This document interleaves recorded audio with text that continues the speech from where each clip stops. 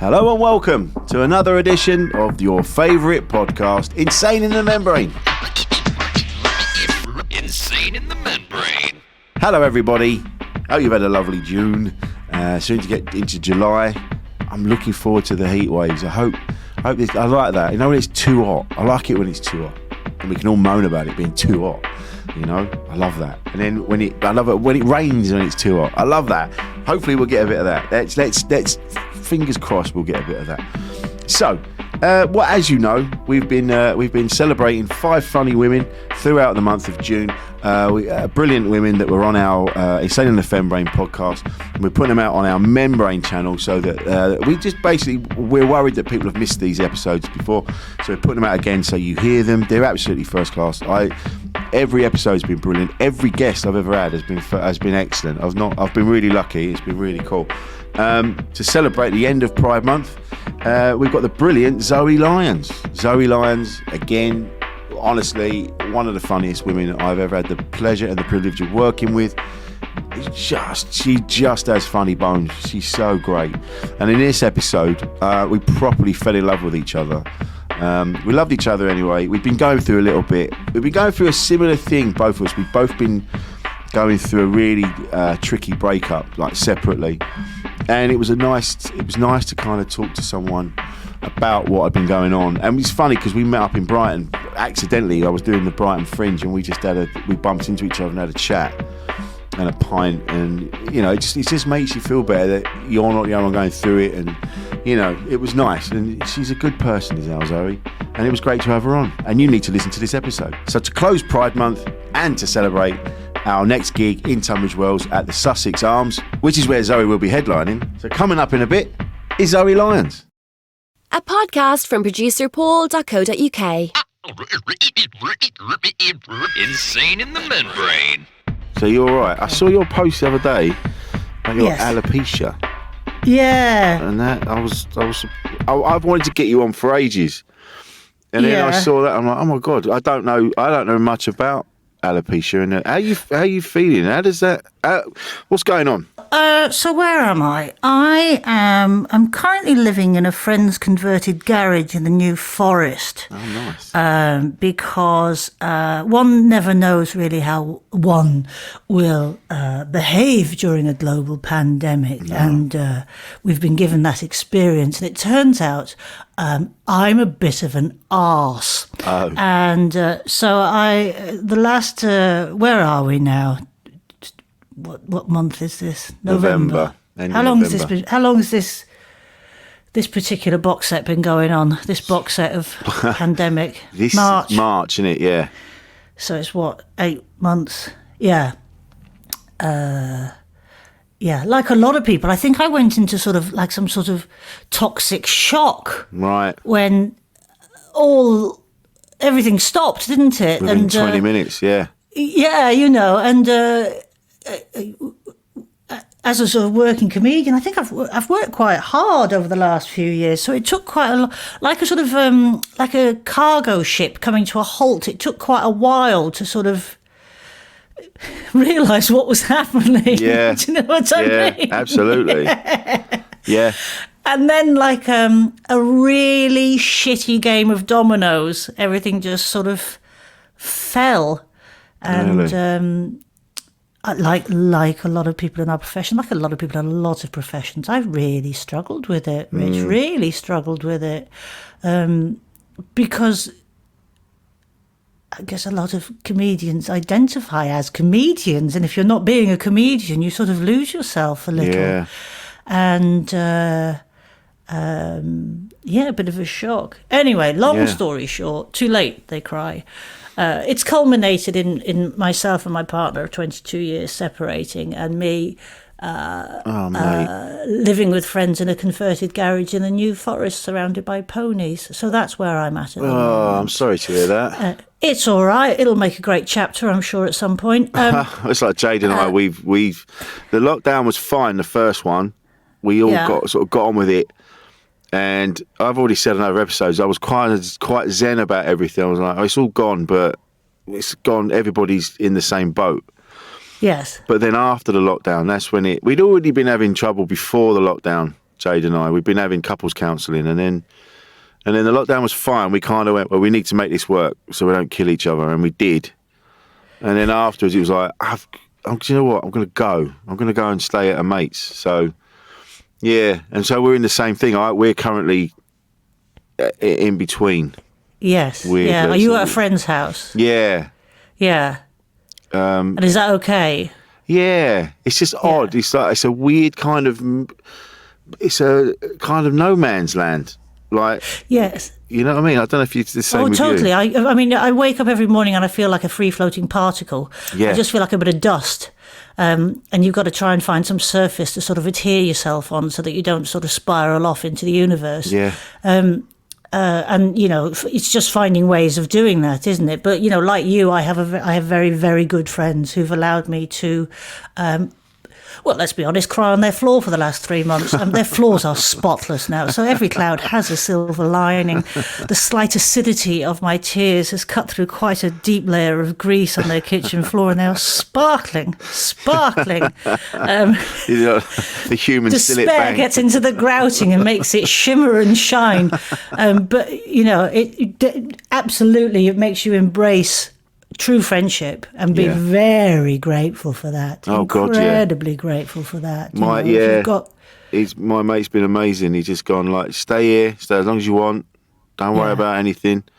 And I'm very aware that a lot of people will be in our situation, but won't have that luxury. And that I feel, it's something I'm eternally grateful for. Yeah. I'm not used to being on my own that much. Okay. I've noticed. I realised I didn't. And so there's a lot of being in bed on your own, and you sort of that other person isn't there, and you're like, oh right. Okay. Yeah, it's strange, isn't it? Yeah. Or you do something, you want to phone somebody, or yes, it's really odd. It's really odd. So yes, to go back to your original observation, as a result of that, my hair has also decided to part ship. Oh, mate. Not all of it. No. Not all of it. I look like I think the look I'm currently sporting is a medieval Japanese monk. That's the sort of the vibe I'm going for heavily. I've been lucky in that I can still cover it mostly. Yeah. I've done a couple of telly jobs where they've had to paint in the patches. Nothing makes you feel like a middle-aged TV presenter than having your patches painted in, let me tell you. Sometimes I'm like, don't choose the brown colour, go ginger, let's see if anybody notices. The magic of television. I know. So yeah, I've had this since I was a kid. I first got it when I was a kid, and most of my hair half of it fell out, and then it sort of come back every now and again. But this is a particularly brutal attack. Yeah. So I've just started. I've never taken medicine for it before, but I started taking a course of steroids. Oh, wow. Well, let me tell you. Let me fill you in on that little juggernaut of fun. When I went to the doctor, he went, I take these in the morning because they can give you quite a buzz. And I was like, mate, I thoroughly enjoyed the clubbing scene in London in the 90s. I think I know and appreciate what a buzz is. Yeah. Boy, was I wrong. Very different buzz. Really? Very different buzz. Oh, my good God. Rich, if you'd wanted your house painting, I'd have come down around and done it in half an hour. But whilst crying at the same time. I've never been so hyper and so sad at the same time. It's remarkable.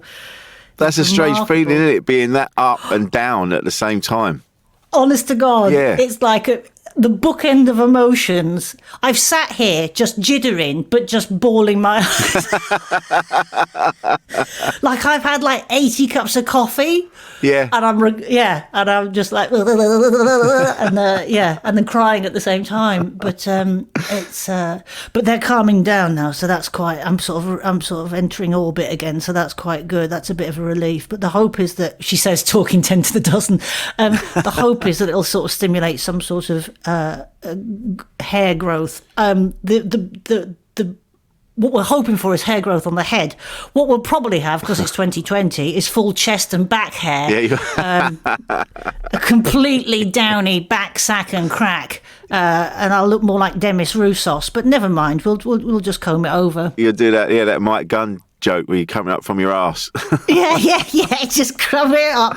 Just comb it over from the crack of my arse. Yes, that's what I'm going for. And that's the thing. And you've had this since you were a child, and it's stress related, is it? Yeah. I probably got it when I was about 11. Yeah, my parents my parents got divorced, and it was all a bit stressful, and it just started sort of coming out in clumps. And my mother would brush my hair in the morning, and there'd just be this ball of hair, and she'd put it out the window and go, "That's for the birds to make a nest with." I think she was trying to make me feel better. I mean, the birds in the local area had luxurious nests. Wonderful nests. Wonderful nests of hair, but the thing that really, and I'm not particularly vain. You can't be when you've got a face like mine. What would be the point? But it'd be entirely pointless. But the thing that really bothers me at the moment is because it's getting a bit cold. It's just a bit drafty. Oh yeah, it's really drafty. You don't realise I shaved my beard off recently, and I went, "Oh my god, I can feel." It feels odd. The wind. I can't remember you without a beard. It's grown back now. I haven't got any lips. Okay. So I have to have a beard. I have to have some sort of facial hair. For years, when I was with my ex, Marilyn, and she was all like, "You look better with stubble. And I'm like, "No, it looks dirty. And then it became fashionable. Yeah. So I kept it. And now, I shaved it off once, and I walked in, and Jade went, "No. No. You don't have any, there's nothing going on underneath your nose." So I can't remember. Do you contour it around this sort of jaw area? Yeah, initially, and then I just let it go, and it just off it pops. Yeah, I'm a very hairy man. Lucky you. In Show places, off. Yeah, sorry, I'm bragging. Rub it in. Want to borrow some? Thank you. Shit, sorry. Bloody rub it in. Say it like Kojak. I don't know. Sit there, go, "Whoa." Mate, I've got too much hair, if anything. So when you were, how did you deal with it when you were a kid? Did it freak you out, or did you sort of understand it? Yeah, I mean, we knew what it was, and it's such a funny thing, alopecia, particularly the sort I've got, which is alopecia areata, which it falls out in patches. Right. And I've been lucky enough in that it's always grown back. Although this time it is taking its time. That's the steroids. So I'm very lucky. You can have alopecia, which is total hair loss, complete hair loss, and it doesn't grow back. So that's very distressing. It's you've got to get it into perspective, but it does upset me, and it did upset me as a child. The only 11-year-old girl at school with a comb over is probably not how you want to be remembered, but it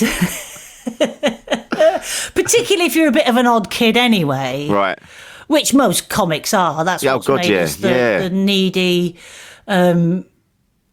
individuals that we are. Yeah. Well, that's what I said. I did a thing on Facebook a little while ago, just saying it was not so much the gigs, it was the fact that our little world got taken away, that we found somewhere that we all fit into. Yes. And we all silently understood each other. We all know we're a bit odd. Yes, yes. And those conversations that you have in green rooms that you can't have anywhere else. Because we could all take it, we can take a conversation and then pump it up by, 20%. And we know we're joking, and we know what it's a different environment. And that's sad missing that. Yeah. That is sad missing that. Yeah, because having the few gigs that did happen in between times, and everyone said the same thing. It was the green room that they'd missed as well. Yes. I know I've spoken to some other people and they're going, "Oh, we need the stage and we need the attention." And I'm like, "No, I don't actually. I love being a comedian. I love performing, but I don't need that so much. It doesn't fuel me. But the green room and the community did. And the chat. Yeah. Definitely. And I missed that. Yes. Yeah. It's. It's harder for us to work from home, isn't it? Well, this is it. We're all trying to make our laptops laugh now, and the other day I had a chat with Joey Page, and I hadn't spoken to Joey since I was in Edinburgh the year before last year, and it was so nice to speak to him. You know, it's like I've been lucky with this podcast. Like now, I get to speak to you, and we haven't seen each other for a while, but it's nice to connect again. Yeah. You know, it's very important. It is important, isn't it? Really, really important, and it will come back. It really will. You know, I think this last few weeks is, despite everything, I feel more positive about the future now, and things will come back because, you know, because we want them to. Yeah. Because life will continue. I mean, I'm going to say something really stupid now. Go on. Brace yourself. Oh. I'm allowed to. We're in a pandemic. You can do whatever you like. Of course you can. But life is incredible, and the desire for life is incredible. Whenever I see a tree growing out the side of a building, I go, that's fucking incredible. Yeah. I totally know what you mean. A tree has grown out the side of a building. Its desire to grow and to be, even though it has no roots in soil, is amazing. And, you know, humans are like that. We will grow off the side of things. So yes, it will come back. I said that the other day. I was going, the circuit that we knew will be different, but there'll be a dark corner somewhere we can stand and do our thing, and people will want us to do it as well. That's. There's been a lot of messages, people going, "Oh, we can't wait till it's back," and you know we can go and see stuff and do things, and it's that. Yeah, like you say, it will find a way. It will find a way, and this will only be a massive waste of time if we learn nothing from it. It'll be, you know, if we can take. And everybody will be able to take even a minute bit of positivity from this. We have to, you know, be it clear skies, be it listening to the birdies, be it realising that actually your daily commute into your job every day was killing you, and it's and taking stock and reevaluating. Yeah, and sure. You know, every little bit of work that we get, we're grateful for now. But perhaps, like a lot of people, there were times where you just go, hoover it up. I love it.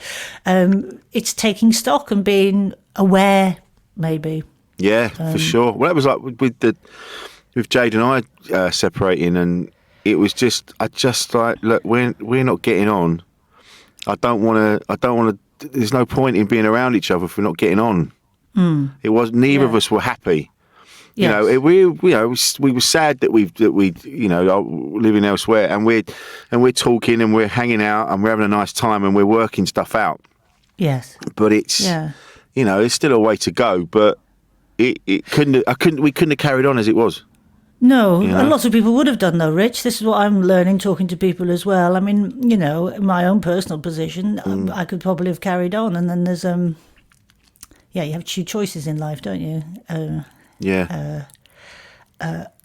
I've always considered myself to be a rather selfish person, but actually by doing that, I'm actually laying things out quite openly initially by going, I'm a rather selfish person. So by saying that, I've sort of taken the selfishness out of it by going, well, this is what I am. You get on board or fuck off. Exactly.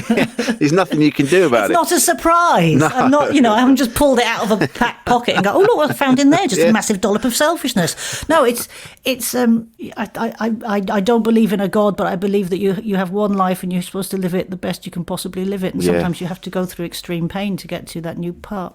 Yeah, you're right. You are right. I'm the same. I've got a selfish streak in me that I fight all the time.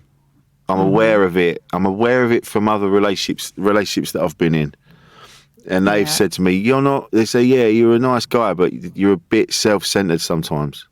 We're comedians, of course. Yeah, I know. Yeah. It's what we do. You know when I'm up there being all needy? Yeah. You don't get a comedian standing on stage going, don't look at me, don't look at me. Look at the person over there. It's look at me, look at me, look at me. I had it at Comedia, actually, in Brighton. I'd said something. I can't remember what I said. And the whole crowd went, "Aw." And I just sat on a chair and I went, look, I appreciate what you've just done, but what I'm saying isn't really real. There's a kernel of truth in it. I said, but I'm not really. I'm being a bit sort of self-deprecating, but I can't walk out here and go, I'm a fucking legend. I actually think I'm great in bed. And I was breaking it down while we were sat there. There has to when you're up there, you can be. I mean, don't get me wrong. I don't wander around going, I'm fucking brilliant, but. Sometimes I'm not as as insecure as I make out on stage sometimes. Yes. You know, Yeah. that sounds wank. I don't even know what I'm trying to say now. What the fuck am I talking about? I don't know. Well, It's we just, make you know. ourselves look more insecure on stage because it's endearing, isn't it? Yeah. But the fact that we're up there in the first place. It makes it very obvious that we are not as vulnerable as we feel. Yeah. We're all right.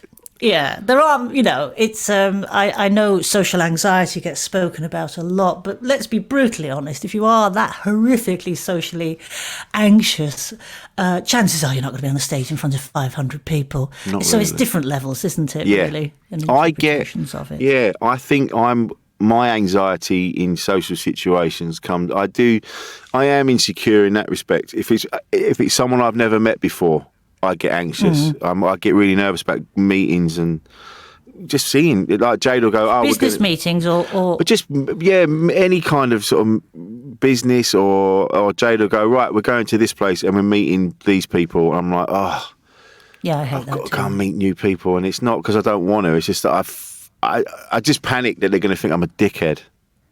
Yeah, I think that's quite common though. But I think when Yeah. you speak to most people feel that. So once you realise that, it sort of takes the strength out of it, doesn't it? Yeah. Most people have a sort of sense of insecurity that they carry around with them all of the time. Some people are better at hiding it than others. But we all don't want to look like a dick. Yeah, true. Yeah. We all don't want to look like a dick. Whenever I'm in a sort of work scenario, a work meeting, inside it's just screaming. My insides are screaming. They can see you have no fucking clue what you're talking about, Lyons. They can see it in your eyes. Yeah. Yeah. Your eyes are flickering. You're giving it away. You don't know what you're talking about. Let's be brutally honest, Lyons. It's luck that you've made it this far, isn't it? And it's that imposter syndrome. I mean, we all have it, where you're just waiting for somebody to come along and take your clown card away. Yeah, I know. Although saying that, in the last couple of years before this shit went down, that imposter syndrome had kind of gone away a bit. I think because we've done, you and I, we've travelled the world. We've that's a lovely thing as well. But we've sacrificed a lot to get to where we were. And I got to a point. I'm like, no, I've actually worked at this. Yeah. I think that is good to do as well, to sort of lay out your sort of CV in front of you and go, well, that stands for something, doesn't it? Yeah. It's why it's funny. Brits are we're not great at sort of patting ourselves on the back. Americans are annoyingly brilliant at it. They take it too far. If you've ever had to introduce an American onto the stage, you're given their entire breakdown of their work history for the last 10 years. But they have no shame or embarrassment about screaming about their accolades, whereas we in the UK, we're like, don't mention that, it's embarrassing. I know, yeah. So, but you want a Nobel Peace Prize? I know, but don't mention it. It's embarrassing. It's just a little thing I did. I don't need to. Oh, don't make a fuss. Yeah. And I think somewhere in the middle, maybe the Canadians have it right. I don't know how they approach stuff, but we need to be something in the middle and sort of, acknowledge what we've done is good and give it some... Yeah. Give it a round of applause. I think so. Yeah, be proud of what you've done. I was in New Zealand and I think I was talking about something and an audience member went, "Oh, come on," because they like you. They don't mind a bit of self-deprecation, but if you do it too much, they get a little bit. "Oh, mate, come on, you got to believe in yourself." And then going back to, like I said, in Brighton, it's the same thing. It's like, you're right. Sorry. Yeah. I'm trying to find that balance, because you don't want to look like a dickhead, an arrogant piece of shit. Yeah. It's that. I don't want. It's just. That's my. Someone was saying the other day, why do you give a fuck what people think of you? I'm like, I don't know. I've just got this in me. People do, though, don't you? Otherwise, if you don't give a fuck what people think about you, you're a psychopath. Yeah. That is what you are. You're just a psychopath. Yeah. If you have absolutely no care in the world about what people think about you, you are a sociopath or a psychopath. That is what I liked about John Ronson's book. when Yeah. you're reading it and you're like, oh my god, and then halfway through, when he's there's a bit in it about talking to this doctor, and she says, look, if any of your readers are at this point and they're thinking, oh, am I a psychopath? No, They're not a psychopath. because you're thinking about it. It was a really nice moment. Yeah. Yeah. So are you still in touch with your missus, or? Yes, Yeah. we are. Yes. There's no. I mean, we are. I mean, there's no handbook or manual as to how about going about these things. But we are adults who love each other very much and want to make things as easy and as human as possible. Yeah. I think it's, and we were speaking last night, and I said, I don't care what anybody else thinks. We will create a relationship for ourselves. If it's inconvenient or not inconvenient, unconventional rather. Yeah. I don't care. What I do care about is having some form of relationship where, we can still care about each other. And there's no rules about how that has to be. And, we don't have kids. We're very lucky. Yeah. We both work. We're incredibly lucky in that respect. We have very little responsibility. I have a geriatric Jack Russell, but he's 14. He's going to be a pair of slippers soon. So I have very little responsibility because I've designed my life that way, so that we can, and nobody's going to dictate how we can have a relationship with each other in the future if we want to be in each other's lives, and I think that's very, very important. Oh, that's a great way of putting it. Nobody else. It's nobody else's business. Sodom. We'll do what we want to do, and we'll make it work the way we want it to work because we both love each other, and we're both adults, and we don't have to answer to anybody. Oh, I hadn't thought of it that way. It's just like Jade and I. You do. Yeah, Jade and I get on. We get on really well. It's just other stuff sort of got in the way, and. Yeah, and it, I do love her. I love her very much, and it's a shame it got to where it did. And it's just this weird. I get it wrong as well. I always go, oh, I won't message her. I'll leave it. And then she's like, I've not heard from you. I'm like, oh shit, sorry. Oh God. And then she thinks she's like, oh no. I just thought I'd leave you for a bit, and then or you could message too much, and it's yes. I always get it wrong. But I do the best way to get over that, though, Rich, is just to talk about it with each other and go, what is the right level of messaging you then? Rather than trying to second guess each other, sort of make, because we all have these, we have these things that go on in our heads that a lot of the time aren't even true. So it's just talking to each other, really, isn't it? And just going, is that all right or is that not all right? Yeah. We've been having couples counselling. How's that been going? You see, I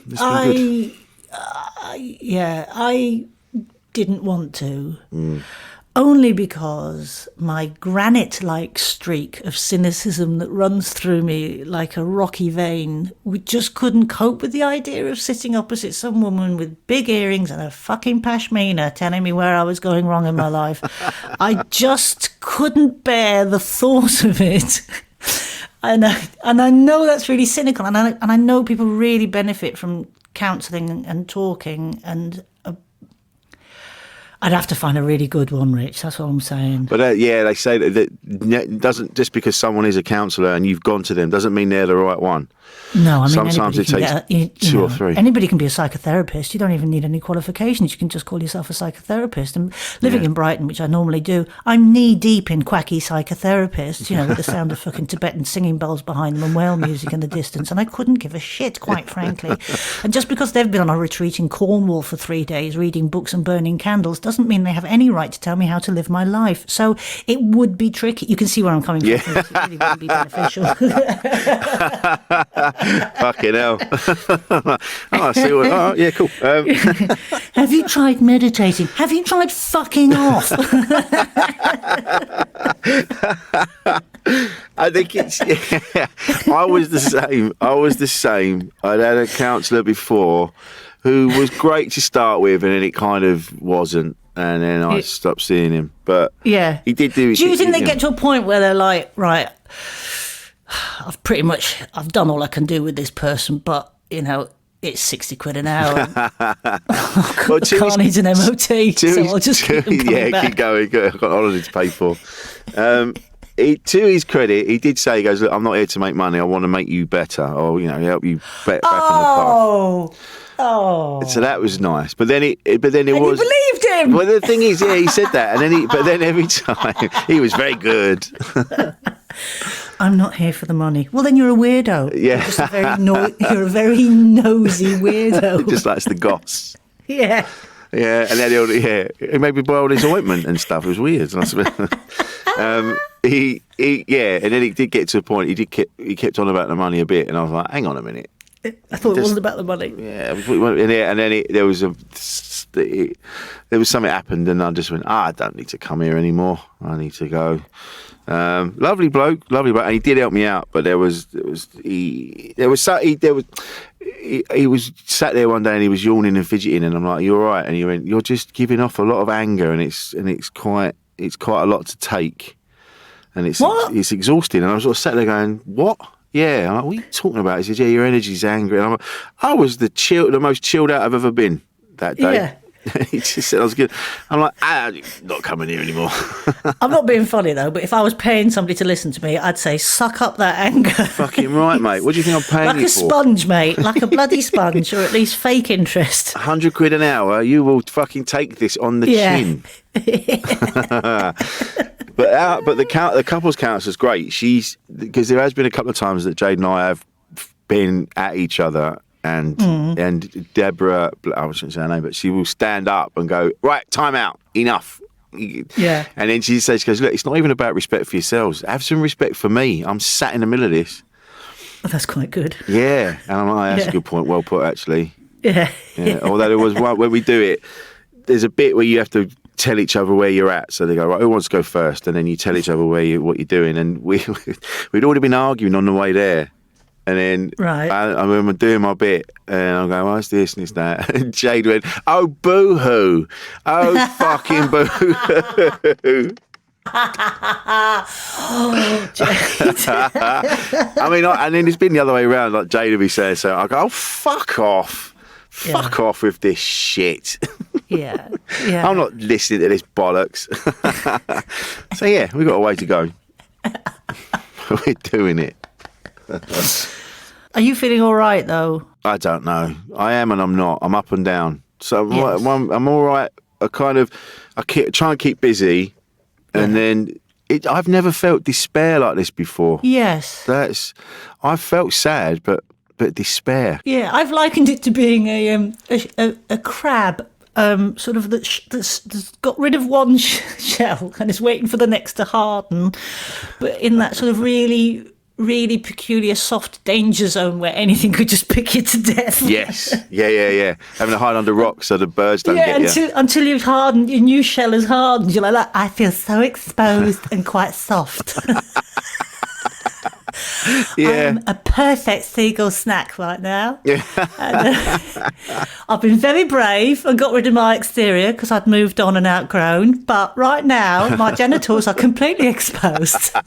And if these steroids don't kick in, I've got exposed, furless genitals just waiting to be pecked at by a fucking seagull. So come on, exterior, harden up. Chop. Yeah. Let's form a shell and carry on. I think what fucks me off about this as well is that I gave it my all. This relationship, because I'd fucked up all the others, I'm like, I'm not going to do it this time. I know what I did before. I'm going to give this my all. And it still went in the fucking shitter. Well, you know why that is? Go on. Well, because there's two of you in a relationship, Yeah, isn't that's it? true. It doesn't matter if you've given it your all and you wanted it really badly. If it is not countered exactly by the other participant, then it doesn't matter. That's true. Yeah. You know, you can give it, and it's not your fault that by giving it your all, you weren't able to achieve what you wanted to achieve because it's It's not up to you, because is there's it? somebody else involved. Yeah, that's true. Yeah, yeah. So don't beat yourself up about that. And if you really truly feel that you've given it your all and you laid everything on the line, then be proud of that. At least you can, because a lot of people can't. Yeah, it's true. How do you feel about everything? Are you? Now, how do I feel? I won't lie to you, Rich. I've had the worst 4 months of my life, and I would say this isn't for everybody. No. And I would say, to the outside world, it probably appeared that I had almost a perfect relationship, and I had a very I do and did have a happy relationship. I just wanted something more, and there've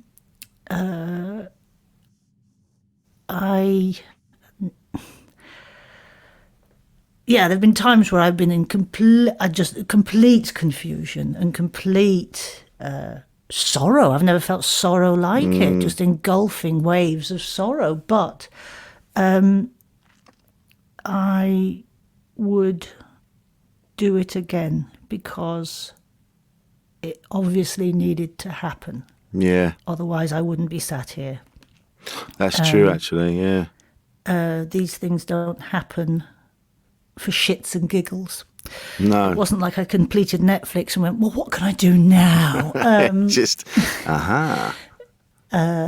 think just having all of that time on our hands and being able to reflect on our lives and where we are and what makes us happy and what makes us unhappy and what we want for the next, say, 20 years, if we're lucky. I don't think I'd asked myself some questions for quite some time because I'd just been busy. Yeah, I'd been really busy and distracted, and I lived largely in an imagined future, which I think a lot of people do. Yes. It'll be better when I've got this. It'll be better when I've got that. It'll be better when this happens, and then when that happens, this will be better, and that'll be better, and all of that actually doesn't exist. It's just an imagined future in my head. Whereas the only thing that you do have is the brutal present, and maybe we've all just been a lot more present. And I think you're right. I think, because I'm 48, and so, I'll be 50 in a year and a half. Yeah, I'm 49. I think... there's a lot, there's something in that as well, I think. Of course there is. Yeah. I feel... I've even said this, I'm like, I don't have time to fuck about like this anymore. And I know that sounds harsh, maybe, but... No, it's not harsh. You see, it's not harsh because it's not harsh. No. It's a fact. Yeah. You're like, I've got 20, 25, 30 at a push, if I'm lucky. Of 25 good ones, 5 shit ones, let's be honest. Yeah. 5 where you're wiping my ass. Yeah. Well, not me, but somebody else will. Yeah. Sponge on a stick. That's all right. Maybe you and I will end up living in this. Maybe we'll end up together. I've always felt very close to it. Same. I think we have a bond. I do like a hairy man. Despite being a gay lady, I'm very much like a manly man. And I've always thought of you as quite a manly man. Well, this is it. I've always felt there's a connection between us. Footwear, we just get on. Footwear. We don't dress dissimilarly. No, I know. Every time I see her, I'm aware. I'm like, I wonder what she's wearing today. And it's like, good kicks, man. Good kicks. And if these steroids kick in, I might have a little beardy like you too. We could be the next big gay bear couple. I'm up for it. Let's do it. I'm up for it. Sod it. Do you know what? I've thrown a hand grenade into my life. Let's do whatever we want. Let's pull the pin on that bad boy. Fuck it. Let's do it. Can you imagine? Imagine the fucking the whole industry would be, what is happening? I know. I'm sure we'd get some sort of. We'd definitely get another podcast out of it. At the very least, wouldn't we? Yeah, we would. Yeah, we definitely would. And then there'd be a spin-off. Channel 5 would love it. That sounds very Channel 5. There'd be documentary after documentary. We'd get a travel show. Yeah. There you go. Definitely. My next girlfriend is my boyfriend. Channel 5 coming soon. Yeah. Zoe Lyons with a hairy chest. Not looking too dissimilar to Demis Roussos. I'm totally getting a caftan. If I take off in a sort of a hirsute manner, I'm getting a caftan and just embracing it. You have to. Yeah. Although you might look like you end up... this out. There you go. This is the love that dare not speak its name, Rich. We've been forced together like star-crossed lovers. Oh, imagine us doing caftans. We look like Michael Benting's Potty Time. Do you remember that? The parties we'd have. Yeah. Oh, What a way. Yeah, I think we should. Fuck it. Let's you and I. What a brilliant 20 years we'd have, mate. God, just drinking parties. nothing but brandy in half-pint glasses. I'm up for it. There you go. See? Something positive has come from this.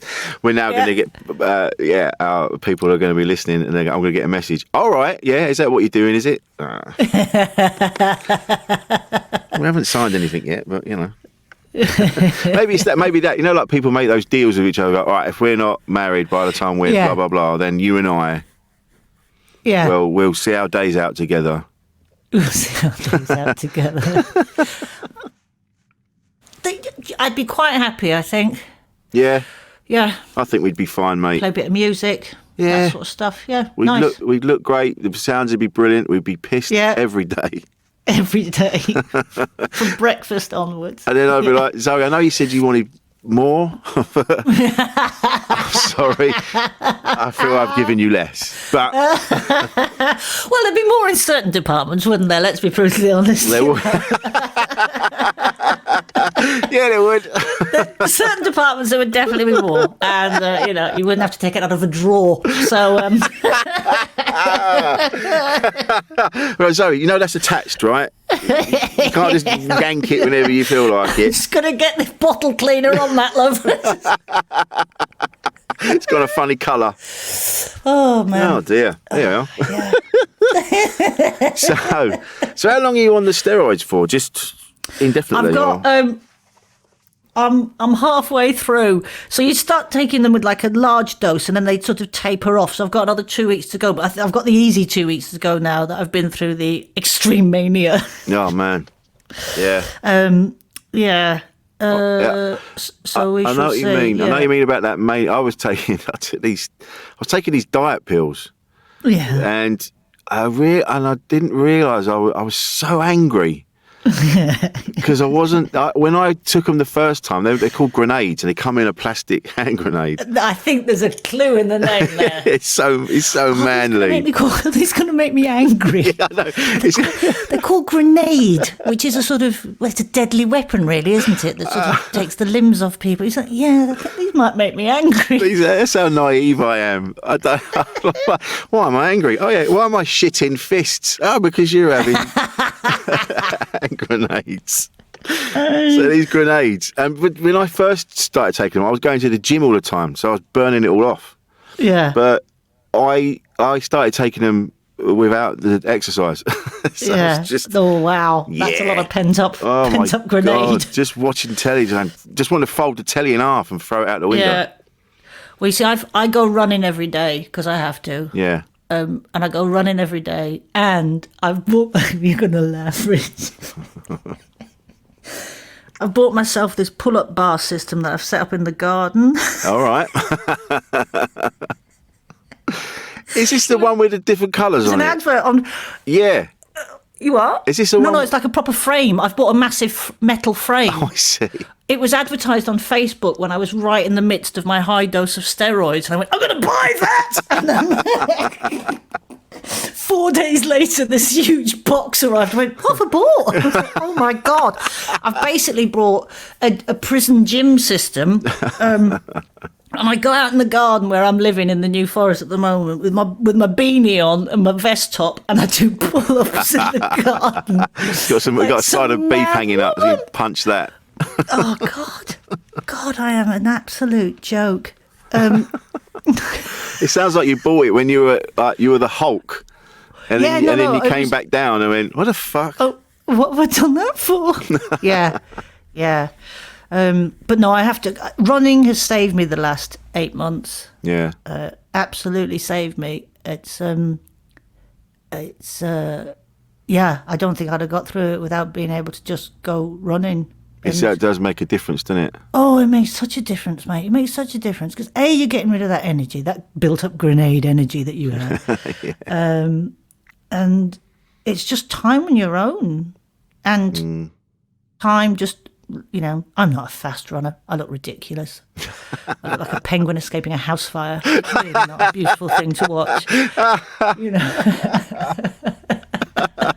You could actually, I know how bad a runner I am because people like 200 yards in front of me can hear me coming because of the flat-footed sort of, I'm like, you know, then just snot and yeah, it's ridiculous. I tried to do a snot rocket the other day. I thought women don't do enough of this, do we? I see men snot rocketing all the time, and I thought I'm going to give that a go. Don't ever attempt that. I had to run home just covered in my own snot. It just didn't.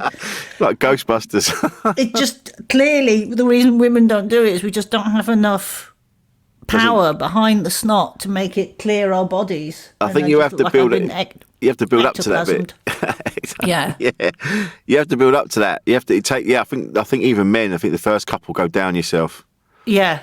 Or on your shoulder, or you think it's gone and it's on your shoulder.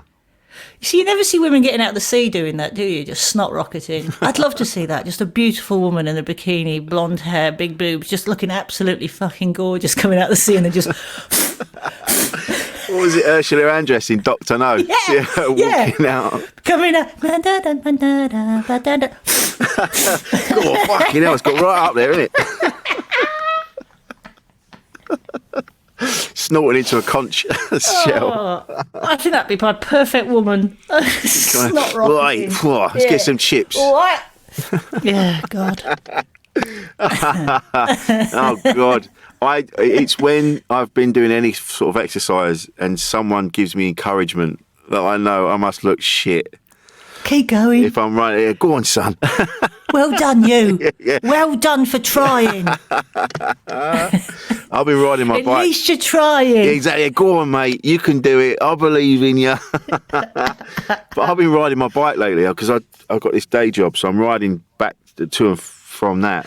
Tell me about your day job. I don't know about this. Oh, I'm working for a T-shirt company. And, yeah, lovely lads. SOS Clothing. I think I mention them all the time. They're good lads. And they take me on, and I've been helping them out. And they said the other day, they're going, do you know what, Rich? We love having you here, but the best day will come when you walk in here and go, I can't be here anymore. I've got to go and do my other shit. It's all come back. And I was like, it's such a nice thing. Isn't it? Is that because they genuinely want you to have your career back, or because you've become that much of a pain in the arse? I think I'm just really shit at the job. Yeah. We love you, mate. Love having you around. You know, you're great for morale. We can't wait for you to leave. Yeah. You cost us a fucking fortune. What are you doing? What is your job title? So I'm just kind of doing. I'm printing and I'm helping. I'm just doing whatever they want me to do. Yeah. Is it quite nice having that? Do you know what? It's been a lifesaver. I'll be honest. Good. They have. Yeah. I know if they're listening, they'll be all embarrassed, but they genuinely have saved my life. Yeah. Because I had nothing, and they went, and I did their podcast, and I said I used to work in a T-shirt place, so if you ever need anyone, and we all laughed. Yeah. And then they got really busy because it's all online. Yeah. And then they went, actually, do you want to? I'm like, I'd love to. So, yeah. Great. And that's, again, like you said before, you realise how lucky you are. So some people don't have that. Some people are proper fucked. Yeah. Whereas they've taken me on and they've gone, look, the money's not great, but just do this and do that. And we're, it's not about the money, really, is it? No, it's about just having that support and that sort of contact as well. And it's...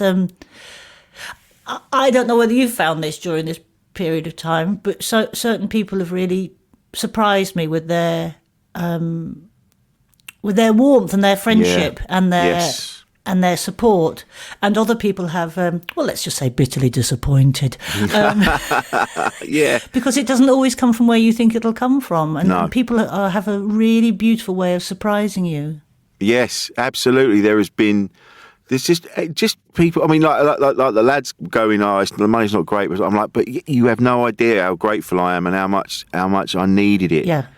It to me, it's everything. It's not shit. It's great. And other people people that are just sending me a message going, "You're right, mate." You know that. I didn't even realise. I was going to say to you when we first started this chat, you didn't sound yourself. You sounded quite. There was a sadness. It's Yes, and that's why talking helps. And as Yeah. much as I sort of took the piss out of counselling and stuff, obviously I totally believe that talking helps. Of course it Absolutely. does. And what happens, with me at the moment is it gets built up inside, so that you have this. I spend a lot of time on the verge of tears at the moment. Yeah. Because a lot of the time is spent in my own head. Yes. And you sort of, things go round cyclically, and you can feel sad. You feel sad and you Yeah. feel unhappy. But then as soon, this is why this is so important, this pressure cooker sort of effect, where you sort of take the lid off and you talk about stuff and you laugh about it and you expose it and expose your vulnerabilities and talk about the way that you're feeling desperate, and somebody else goes, me too. And by doing that, it's an old cliche, an old saying, but it literally, a problem shared is the problem halved. And Yeah. it once you realise that a lot of us are in the same boat and a lot of us are feeling the same things, it makes it bearable and it makes it tolerable, and it's really important. Yeah. So as much as I sort of slagged off people who, therapists, etc., but you know the ones I mean. I know exactly who you mean. You know the ones yeah. I mean. They get their crystals But I from Wilkinson's. absolutely think that talking is the best way of dealing with things. It's just, and it's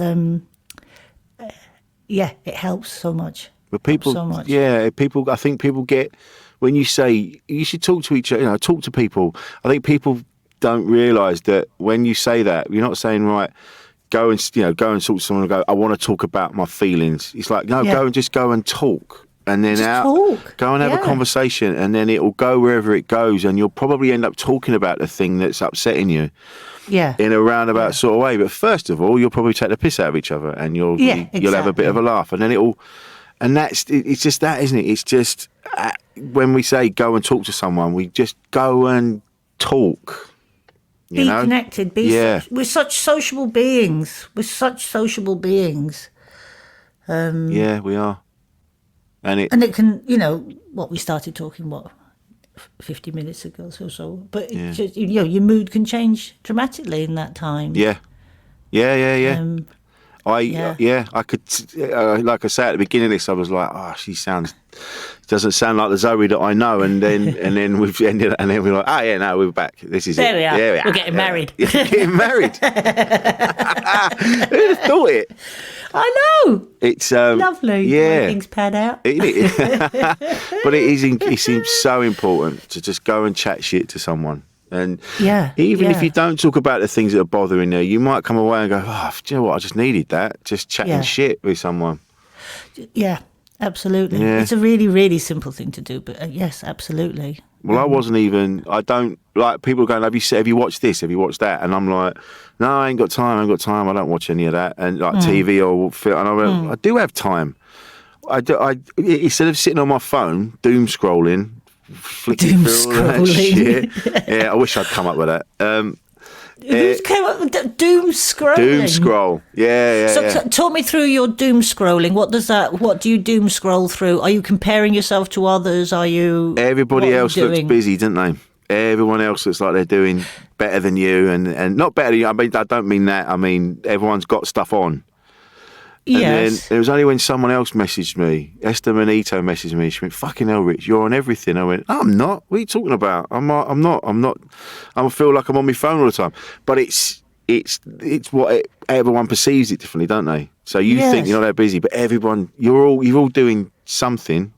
And you end up Twitter, Instagram, Facebook, WhatsApp, Facebook, Instagram, Twitter, and you go back and around emails, but then an email will come in, an important one, and you go, I'll do that later. Yeah. I have on occasion found myself just staring at my inbox waiting for something to drop in. Isn't that's and you're like, wow, no, yeah. It's a weird thing that we do to ourselves, isn't it? Because we know it's not healthy. Yeah. Constantly doom scrolling. It's like, it's the sort of modern day equivalent of smoking, really, isn't it? It does you that much. Yeah. It's that bad for you. It costs you time, it costs you energy, it costs you emotion, it costs you your health in the end. Yeah. And you're just sat there all day. Yeah. I've wasted a day just looking at shit on my phone. Just scrolling. Yeah. Can I tell you then, as an outsider and your future husband, wife, Yeah. that, from me observing you through social media, you've done so well with your podcasts, mate. You've done so you. well and been so productive and produced such great stuff that it produces nothing but admiration in me. So cheers, mate. There's a flip side of that.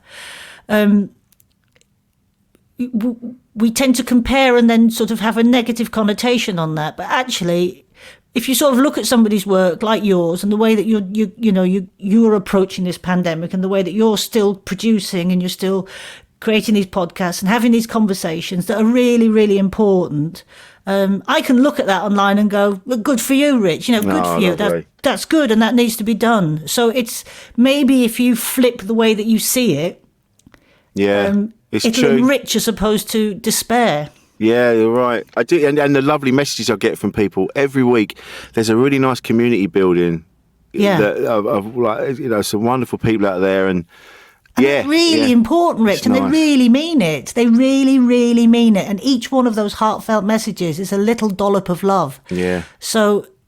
Don't doom scroll. No. Love scroll. What a great T-shirt that would be. I'm going to tell the lads. We're going to print it less of a scrolling, more of a fingering. There you go. You can have that. Less scrolling, more fingering. That's what it needs to happen. That's how we'll get through this. Yeah. More fingering. Oh God! That's the thing with the lads. It's. I mean, we're all there. Sometimes we have a bit of a laddie moment, but on the whole, with the T-shirt lads, we're actually they're very sensitive dudes, and we have these incredible conversations, and it goes from very deep, meaningful, heartfelt stuff, and talking about our feelings and things that have happened in our lives and shit that's gone on. And then we'll be talking about what we've put in our bums when we were kids. Yeah. All equally important. All equally important. So get out there and have those conversations, everyone. Yeah. But I do. Right. I don't take it for granted. I do appreciate everyone that listens to this and everyone that messages and it's my own insecurities that make me go, oh, is this worth doing? And it is. Oh, totally, mate. Totally. Yeah. Yes. Oh, mate. Yeah. So so you're staying? So you got your exercise equipment set up? I've got my prison gym outside. Prison gym. Where I'm top bitch, obviously. Of course. Yeah. And are you able to do pull-ups? Have you done it? Yeah, I can. Yeah. Yeah, see, the thing with me is, if I put my mind to something, I do it. And often what I put my mind to is of no use whatsoever. I should be putting my mind to writing a show or maybe pitching some radio ideas. But my brain goes, Zoe, you're a 49-year-old woman, learn to do a chin-up. So then my brain will go... and all of my energy will go into that. And... so yes, I can, and I do. Yeah. Well done. I know. I love it. I like feeling strong, and I haven't done a pull-up in years. I mean, I'm a bit of a lump they're now. not easy. I'm not easy for a lady because of her weaker back muscles. But yeah, you birds. It's not. You see, saucepans. That's where you got to stick to. Can I tell you, strength. as a soft shell crab, I'm finding it quite difficult. So yes, I put my energies into that. So, but no, exercise helps me an awful lot. Yeah, awful lot. As does nature. I'm actually a massive hippie. All right. I was down running down near the Solent, near where I am in the New Forest the other day, and there was I was feeling particularly low, and I was having a bit of a moment, and I was running in the rain. And the advantages of running in the rain are nobody can tell you're crying. Every cloud. Oh, you're wet. They're just the tears. But then out of nowhere came this beautiful rainbow. And I ran past this field that was full of geese, and there were calves in the field. Yeah. And the calves suddenly got a bit skittish and started chasing the geese. And then the geese all took off as one, like an enormous RAF flight squadron of geese. There was like 50 geese. And they make a lot of noise. Yeah. They make a huge, like the roar of their bills went over me. So there's this rainbow, these calves skipping in the air for joy, and then 50 huge geese flew over my head. And in that moment, I just went, fucking get in! Look at that! I'm the same as you. I get that. When, like you said, with the mosaic of nature all around. Like, how can you be fucking miserable when this is happening? I know, I totally get it. It's like the other morning, I just looked out the window and it was the sunrise, and it came up and it was perfect. And I'm just sat there going, fucking hell. Yeah. That's beautiful, and it really beautiful. Didn't last long. I was like, and then the clouds came in, and I was like, sake. Oh, I see me eye, bastard. Oh, now I can all shut my eyes. I still see the sun. I fuck myself. Oh, that sunlight's right in my bastard eye. Can't see me phone. Yeah, but I think you'll always be all right if you can snap yourself out of even the deepest moods and just go, oh yeah, have a look at that. That's bloody lovely. That's what it is, isn't it? Have a look up now and again and look around you. Yeah. Oh mate, this has been lovely, Zoe. I've thoroughly enjoyed it, Rich. I've really enjoyed it. And I got to be honest, I was a bit gloomy on the way down. But I feel Well, energised. you were going to Tunbridge Wells, mate. Anybody would be. You know, that's the reality of life, isn't it? You're in a cupboard in Tunbridge Wells. I'd have felt a bit fucking gloomy too. Anytime I go to Kent, I'm angry. I'm like, oh, God, the Garden of England. Yeah, but it's got a washing machine on bricks in the front. Yeah. Everything's paved the over. Union Jack flag over it. Yeah, the Garden of England. Look at that. Fuck off. Yeah, fuck off, you. Oh, mate. Zoe, where can we find you? Have you got anything to plug? Anywhere? Or where can we find you online? You can find... I have something to plug. Oh, lovely. You can find me online on Twitter at Zoe Lyons. I think I'm so rarely on there. I'm on Instagram, I think. I think it's Zoe Lyons Comedy. Okay. Yeah, might be that. You can check out my latest alopecia photos. I've taken the very opposite approach to Instagram to most influencers. I'm like, look how shit I look. But my arsehole's looking great. Yeah. There's no pouting, just patchy hair. Go and have a look at that. It's like the shittest Kardashian you've ever seen. The car crashians. And I, during all of this madness, managed to record 25 episodes of a game show that's coming out on the BBC in January. Fantastic. So it's called Lightning, and it'll be on BBC Two at 6:30 of an evening. Oh, mate. That's prime time. Innit? Yeah. You're going to be like Pointless, a new Pointless. Watch it and see if you can watch it, dear listeners, and see if you can see where they painted in my bald patches. Just watch it for that. You're going to get loads of messages now going, I saw it. Yeah. I had a wonderful, wonderful makeup artist who was very kind and sweet and so caring. How did they bring the subject up? Did they say? I did. I had to go, I'm missing hair here. Can you paint that in, please? And they were like, we filmed it in Northern Ireland. She was like, no bother at all.